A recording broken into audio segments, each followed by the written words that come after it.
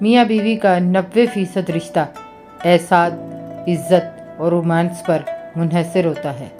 جس عورت کا شوہر احساس، عزت اور رومانوی ہوتا ہے وہ ایک جنت جیسی زندگی گزارتی ہے۔ اگر میاں بیوی میں لڑائی ہو جائے اور غلطی چاہے خاوند کی ہو یا بیوی کی، انہیں آپس میں معافی مانگ لینی چاہیے، کیونکہ سب سے زیادہ خوشی اللہ تعالیٰ کو میاں بیوی کی صلح پر ہوتی ہے۔ میاں بیوی کا رشتہ 3 باتوں کی وجہ سے مضبوط ہوتا ہے۔ پہلی بات اعتبار، دوسری بات محبت، تیسری اور سب سے اہم بات احساس۔